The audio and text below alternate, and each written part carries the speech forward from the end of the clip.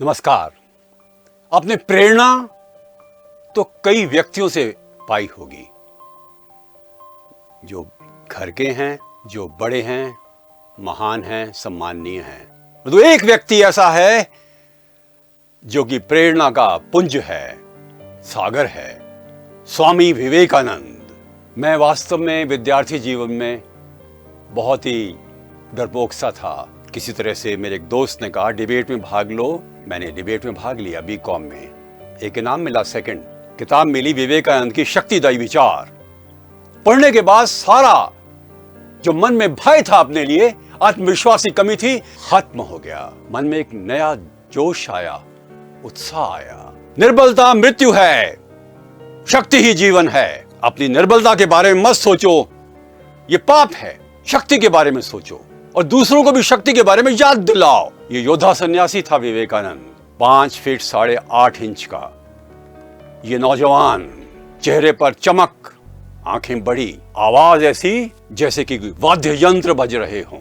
वो कहता है कि जिंदगी में ध्यान रखो, अपनी शक्तियों का उपयोग करो।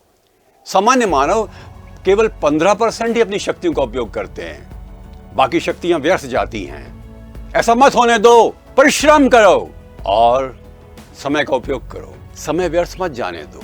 अपने आप के अंदर विश्वास को अभिव्यक्त करो अपने कर्मों से और निर्भीक बनो। एक बार विवेकानंद जा रहे थे एक जंगल के बीच में से। थके हुए थे, खाना भी नहीं खाया था 2 दिन से, प्यास लगी हुई थी, चक्कर आए, गिर गए। भगवान उठा ले मुझे, बोले। एकदम अंदर से आवाज आई, नहीं नरेंद्र, उनका जो नाम था, गुरु के आदेश को ध्यान में रखो। जब तक इस दुनिया में एक कुत्ता भी भूखा है, तुम्हारा कर्तव्य उस भूख को मिटाना है।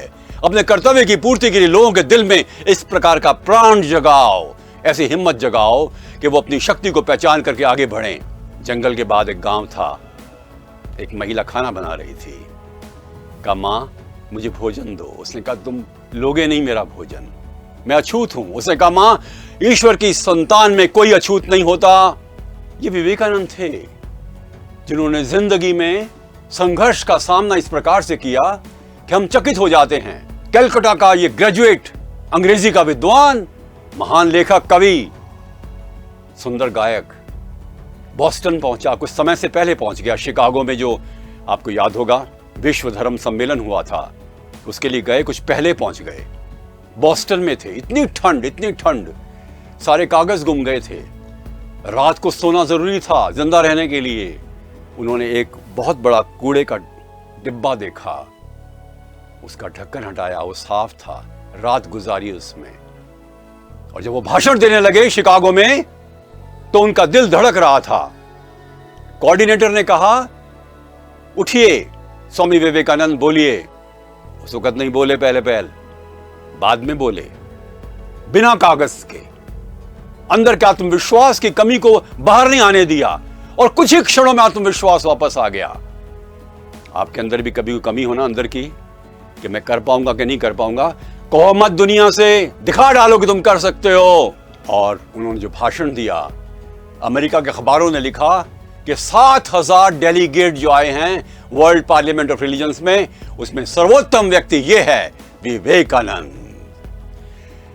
ज्ञान का पुजारी, हिम्मत न हारने वाला, अंदर की शक्ति को जगाने वाला, नए भारत के निर्माण के लिए उसे कुछ गुर दिए युवकों को। स्वस्थ रहो, फुटबॉल खेलो, व्यायाम करो।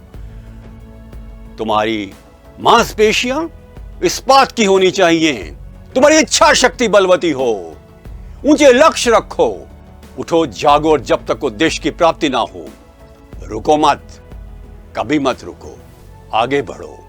बड़े से बड़े महान लक्ष्य भी इंसान की इच्छा शक्ति से पूरे किए जा सकते हैं। यदि कोई व्यक्ति बड़ा काम कर सका है तो तुम भी कर सकते हो। जो एक बार किसी ने किया वो तुम भी कर सकते हो। अपनी शक्ति को जगाओ, महान बनो, महान बनो। नमस्कार।